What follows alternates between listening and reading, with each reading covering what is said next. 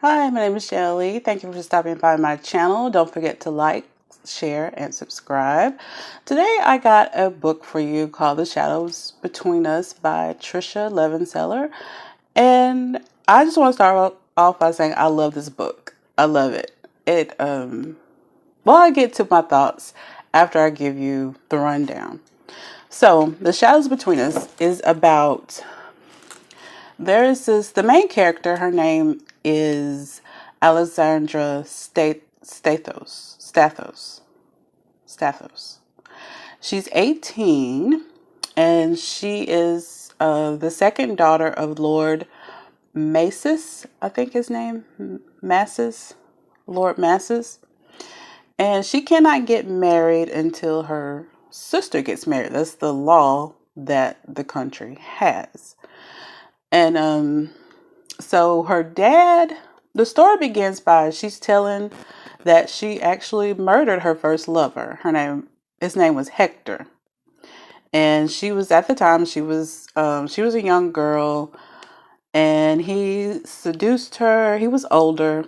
He seduced her, and after he got what he wanted, he just kind of tossed her to the side. And when he told her that, she killed him. She stabbed him and hid his body in one of her trunks. So, so you know, I didn't say she didn't have to kill him, but I understand. So after she tells that story, it comes to the present, and she's 18. She is in the bed with one of her several. She has several lovers. She's very promiscuous, and she's in the bed with one of her lovers. And his name is Myron, and he's a nobleman. He proposes to her. He slips a ring on her finger while she's sleeping, and she wakes up, sees the ring, and he was just like, "I want to marry you. I love you." And she's like, she starts laughing, and she tells him no. And he lets her keep the ring. These people that she dates, they're all noblemen. Well, the people that she sleeps with, she's not really dating them. She's very promiscuous, and she collects. They give her expensive gifts, and she keeps them. Even after she's done with like seeing them, she still keeps them. And I get to why in a minute.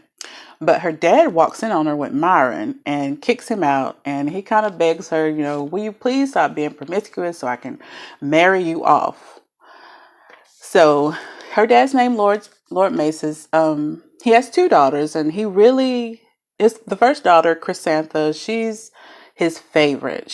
He talks about how beautiful she is and how just it's all about looks. It's very just superficial. But Alexandra can't stand her, and I think it's because the dad dotes on her so much and thinks so poorly of her. And she says that yes, Chrysantha may be pretty, but she's like dumb as a box of rocks.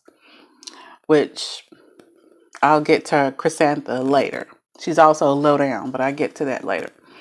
So the king has the Shadow King. They call him the Shadow King. He's 19 years old. His real name is Callias. Callias Maharis. I think that's how you pronounce his last name. I'm not sure. But he's 19, and he's really young to be a king, but his parents were killed. They were murdered. And that's how he became king so young. But he has councilmen that advise him. And right now the councilmen are the ones that are ruling, because officially Callias cannot take over. He cannot run the country until he turns 21. So the councilmen really want Callias to get married. So they have these events, and women are presented to him at these events at the castle. And Alexandra, she has a plan. She knows her dad is bankrupt. That's why he's marrying he's marrying Chrysantha off to a duke. He's very old and about to die, actually. And he married her off to a duke. She did try. Chrysantha did try to. She was presented to the king, but he rejected her. And Alexandra, she's very unconventional. She's very clever. So she decides she has a plan. She's gonna seduce the king, get him to marry her, and then she's gonna kill him so she can become queen, and she won't have to depend on anybody. Because right now she's depending on her lovers for expensive gifts that she's pawning and stuff. So, but she's very unconventional. She the lovers that she has is this is a very conservative time in the book, and the women are not really allowed to have lovers at all. The men can, but the women can't, which is crazy. It's so stupid. I hate stuff like that. But anyway, but she's so clever. She sleeps with men who have secrets, and if these secrets get out, then it can ruin them. So that's what she's sleeping with the men. She learns their secrets, and then they can't tell once either she dumps them or they dump her. It doesn't matter because she knows their secrets. She knows they're not going to tell anybody. Well, she comes up with a plan. The king is having another event where he's looking for somebody to date or to woo. I don't know what they call it. To date. We're going to say date. So she has a plan. She dresses very different. She has his pants with a nice overskirt, in which that's very unconventional at the time. So anyway, she gets his attention. He invites her to the castle, and he pulls her to the side and says that he wants. He's not really looking for a wife. He's more interested in finding his parents' killer and ruling the world. He wants to take over more territory. So, which Alexandra, she really doesn't care. She's so just bold and so unique, and she has this I don't care attitude. And she's so goal oriented. I like the way she thinks. And she gets his interest. He agrees to date her, and he announces it to the councilman, which the councilmen want him to get married to produce an heir. But we'll get to that in a minute. The Shadow King, he's only 19, which I thought that was very odd because he doesn't act like a 19-year-old. They don't give his age until later, a little later in the story. And at the time, I thought he was probably I thought he was in his late 30s or early 40s.